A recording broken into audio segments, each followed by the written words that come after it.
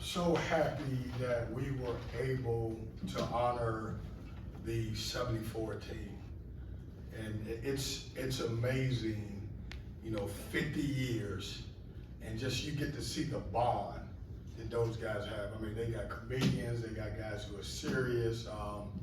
It was a special honor for those guys to come to practice yesterday and hang out with our guys. And Tommy actually took a couple guys on the floor and showed them how to wall up. And I was like, it doesn't make any difference, Tommy. Nobody's your height, and so it's gonna be hard to wall up. And just getting to see, I got a chance to see Monty Towle, who when I was the head coach at Harvey Military Academy, he used to come up and recruit.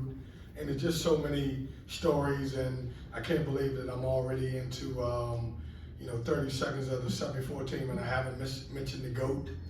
When the GOAT's in the building, you got David Thompson in the building, you better not lose the game. And I thought our guys really responded. It was a really electric opportunity for our guys because obviously, we did a great job. We went on the road against Clemson and had a great win, and we felt like we just didn't play well enough to beat Syracuse. And to come back home, and Earl's team's really good, Boston College really good. Earl's done a really good job with his team. Really happy for our guys. I thought this was our best defensive effort, especially in the first half. We made an effort to defend the three-point line. I think that was that was our game plan coming in. Our post guys were tremendous. I don't know that Quentin Post and Devin McLaughlin are ever going to leave any game where they have 7 points. And I thought our guys stepped up to the plate and did a great job with that. So, questions? Kevin, you knew that a game would come where DJ Horn didn't score 25 points or so. Just how important was the balance scoring today, especially DJ Burns getting so involved? I was shocked, Chip, that he didn't put up 30 tonight. Now, he has been special. Like, I don't know in a six game period if I've seen a guy who has played as well as he has. I thought he was good. That being said, we needed Casey. I thought Casey was really good. He was aggressive. He drove the ball. I thought JT kept coming off the bench, did a great job. He got to the free throw line, was 7 for 7 from the free throw line. Michael played great. Michael had 6 assists and no turnovers. And, I've been pleading, we've needed another guard to step up and play well. Obviously, when DJ don't have to have 30 every night. But I thought it was a great team effort. After 6 straight games that were very close, did you kind of look up at the clock with about 3 minutes left and kind of say to yourself, oh, this is what it feels like? No, I'm shocked. I mean, I thought we were going to have another close game. We've only had 11 of them in the ACC. I thought our guys were completely locked in, and we knew it. I mean, we knew that we felt like we let one slip away at home.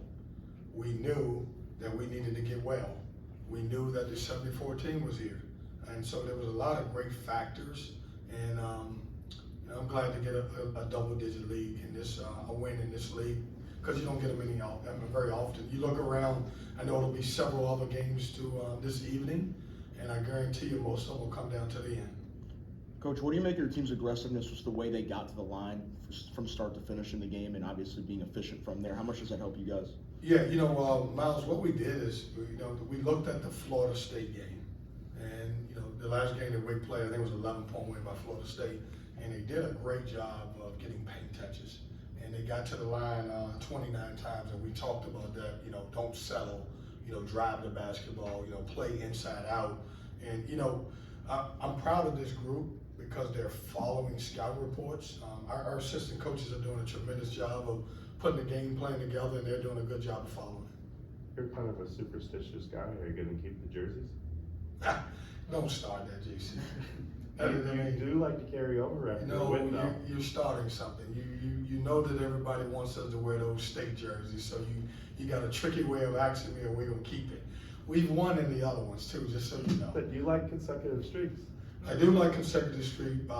For the record, before you print this, I love the state jerseys. Well, we wear them every so often. We don't wear them all the time. So I don't know whether we wear them or not. We've only got one more game here. That's senior night. Maybe, maybe not. But you're trying to stir some stuff up. Well, I mean, you're the type that would wear the same shoes 2 games in a row. Craig cut him off. He can't act anymore. That'll be the narrative tomorrow, man. We love you. You do know that everybody's gonna print, man. They just look so good, and NC State should never wear any other jersey but the ones that says State across their chest. And I'm not gonna agree or disagree with that. But great question, JC. They did win the national championship. Huh? They did win the national championship. Yeah, and we wore them to honor a great team. Is it ever a thought process in the later minutes when you've got a sizable margin to try to keep that margin in terms of like net and point differential and stuff like that? No, man, I'm a sportsmanship guy. I'm not gonna. I mean, we played the guys that we played, and they played in the game. The game just happens naturally. If we would have went up 25, would have been 25.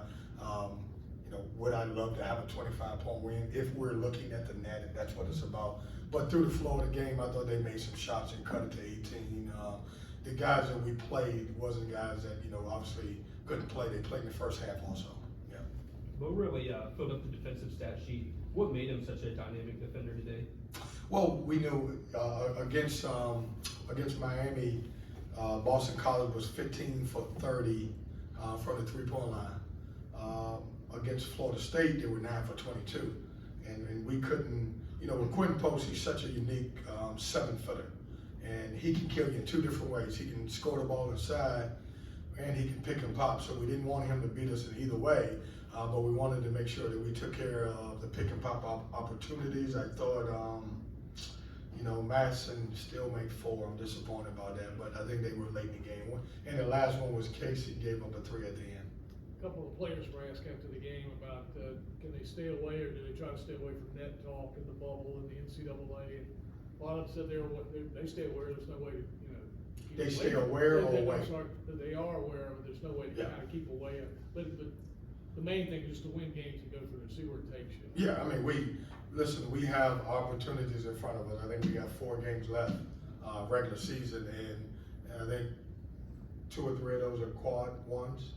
And so we got some opportunities in front of us.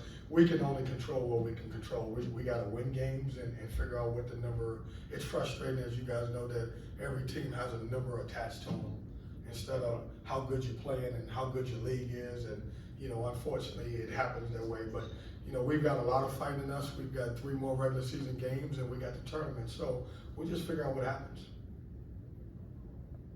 We're good? Anybody got plans today? Private school state championship. State championship, man. Yeah. Watch hockey.